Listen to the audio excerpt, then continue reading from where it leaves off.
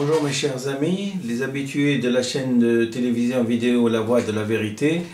Nous émettons toujours à partir de Tunis. Nous sommes donc le lundi 12 mars, il est 1h37 et il fait beau. Le temps est très agréable, actuellement peu nuageux, le vent de nord-ouest à 32 km/h, humidité 42% et le soleil est radieux. Je vais donc attaquer aujourd'hui, je vais vous dire de façon succincte la révolution russe et je vais essayer de restreindre le document pour qu'il puisse être accessible à tout le monde et de façon assez rapide. Et ceci dit, ceci ne m'empêche pas de vivre un petit peu dans l'actualité puisque cela fait exactement à peu près 14 mois que la révolution tunisienne ثورة الشعب التونسي للاحترام للمعطى والمكتسب n'a pas été et nous sommes toujours puisqu'elle s'est passée le 14 janvier 2011 et donc cela fait donc 14 mois et nous sommes toujours malgré tous les discours, malgré tous les projets, malgré tous les capitaux, malgré toutes les promesses dedans et malgré l'effervescence mondiale que nous allons enfin mettre quelques pas fermes dans ce que j'appelle moi la civilisation. On a voté, les gens ont accouru de toutes les régions de la Tunisie pour se faire élire au Parlement. Et nous voilà depuis 4 mois ou 5 mois sans qu'aucune décision n'ait été prise s'agissant de la Constitution. Donc on a mobilisé, maintenant regardez les fausses dépenses qu'on a pu faire. On a mobilisé, d'abord on a, depuis le 17 janvier 2011, j'ai écrit qu'il fallait faire recourir à la science pour transformer cette civilisation et que malgré toute l'affectivité qu'on a envers nos frères et envers nos semblables de la même ethnie, c'est-à-dire arabes et musulmans et arabes et musulmans, nous devons prendre des décisions assez fermes pour qu'on puisse épargner à nos enfants une tragédie comme la nôtre, c'est-à-dire, et je l'ai bien dit, que d'avoir des enfants dont le moteur principal au niveau du psychisme était bloqué en marche arrière, et ce que j'ai appelé par la conquête du passé. Malgré ça et malgré ce que j'ai dit, on a faim de m'ignorer, on faim toujours de m'ignorer. Et c'est dommage parce que à partir du moment où on se fait, comment dirais-je, suffisant, comme depuis 54 ans d'ailleurs, c'est la suffisance du président Bourguiba qui nous a infligé le traumatisme de remonter le temps avec une écriture qui remonte le temps. Et après est venue la tragédie Ben Ali. Et malgré ça, nous sommes en train de nous acheminons vers la 3e tragédie. Vous me direz jamais 203.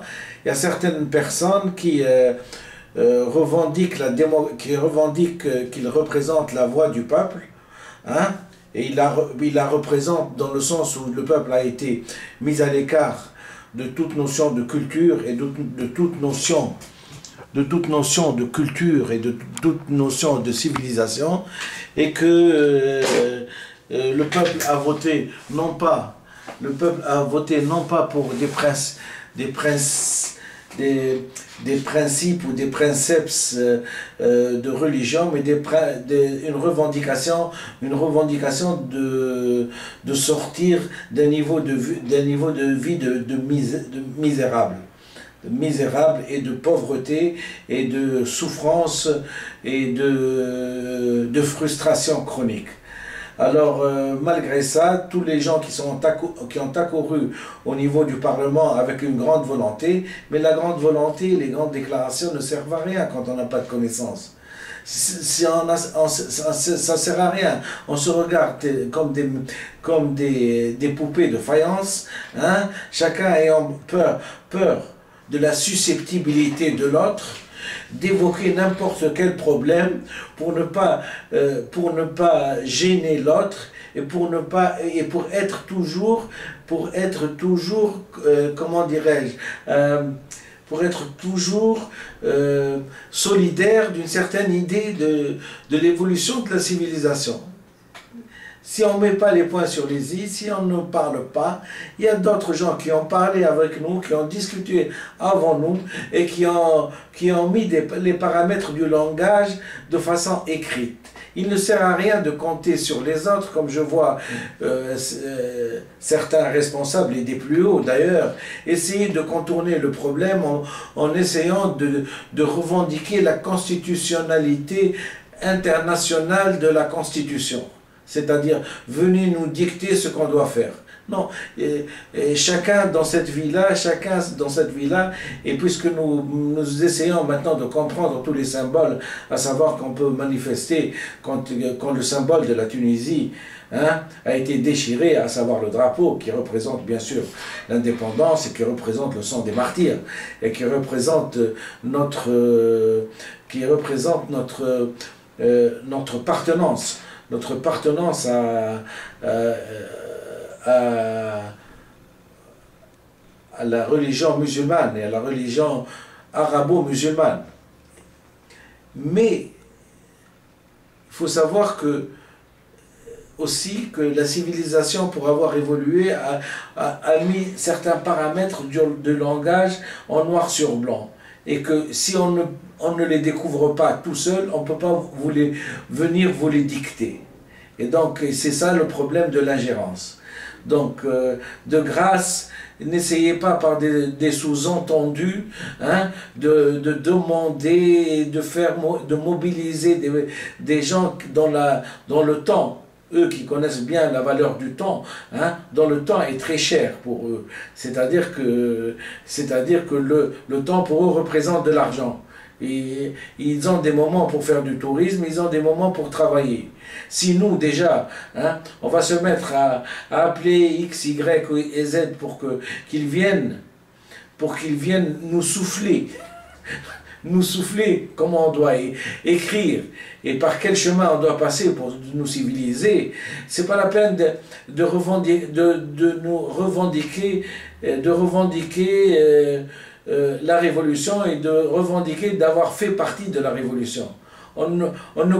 On ne fait partie de la révolution que quand on connaît très bien les buts de la révolution. Et les buts de la révolution, ils ont été faits par un Tunisien, par un Arabe, par un musulman, hein, qui a mis noir sur blanc que l'écriture était erronée. Et que l'expression erronée est bien maoïste et que nous avons un seul régime, nous avons un seul régime et une seule solution pour agrandir et pour augmenter le niveau de vie de tout le peuple de façon homogène. C'est ce que j'ai appelé, ce qu'on appelle les réformes et la révolution marxiste-léniniste. Et que cette révolution marxiste-léniniste, elle a été faite en Chine et qu'elle a réussi. Et la preuve en est, il suffit d'analyser comment la Chine est devenue et comment nous on est resté sur place. Ça nous a pas empêché d'applaudir à droite et à gauche, à tue-tête, notre dirigeant, celui qui a amené l'indépendance à la Tunisie. Mais quand on regarde très bien la différence, l'indépendance de la Tunisie, on ne l'a pas eu avec les armes, on l'a eu par des écrits. Et au prix de quoi? Au prix d'une désymbolisation générale du peuple. Et à partir du moment où on peut nous mettre un moteur qui remonte le temps, et remonte le temps dans l'esprit, c'est que vraiment l'indépendance ne nous a servi à rien. La véritable indépendance, c'est le langage. c'est le langage, c'est de pouvoir te parler à l'autre et à autrui de façon cohérente, rationnelle et revendiquer que nous avons pris soin de respecter l'inconscient. Voilà la véritable révolution et voilà la véritable civilisation et voilà pourquoi les gens du 14 janvier 2011, malgré le fait qu'ils n'avaient pas ça en tête, ils l'avaient de façon au feeling, c'est-à-dire que de façon instinctive. De façon instinctive, la population tunisienne a fédéré toute sa puissance pour dire non. Nous arrêtons d'écrire de cette façon-là et c'est un chemin qui est faux.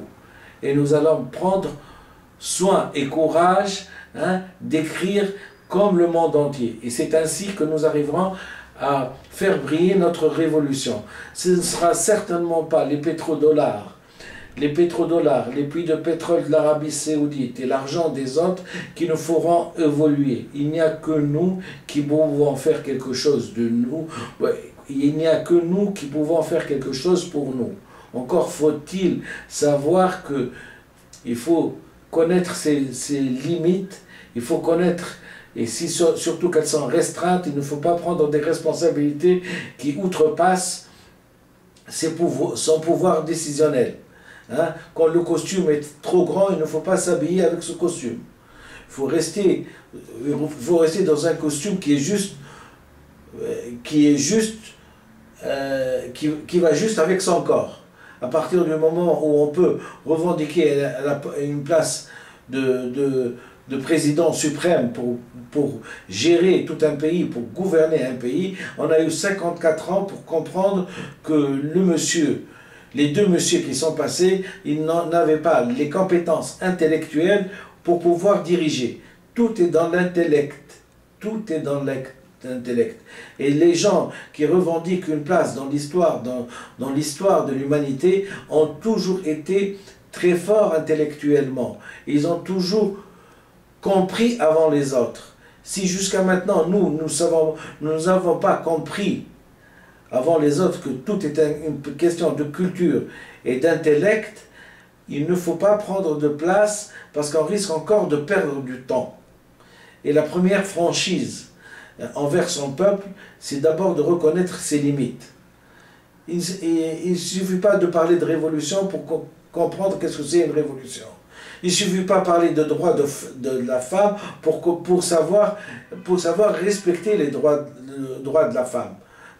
Il ne faut pas parler de jeunesse alors que nous ne savons pas qu'est-ce que c'est la jeunesse et qu'est-ce que c'est une jeunesse florissante. Et quand on voit ce que notre culture a fait à notre jeunesse, ils ont été plutôt des martyrs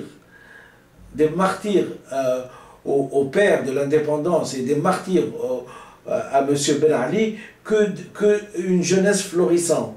Il suffit d'écarquiller bien les yeux pour regarder la différence qu'il y a entre nous et les autres, entre les gens qui sont développés et les autres, entre la civilisation développée et les autres. Il ne faut pas se draper les yeux avec un drap, il faut comprendre, il faut partir depuis le départ, partir de bon pied.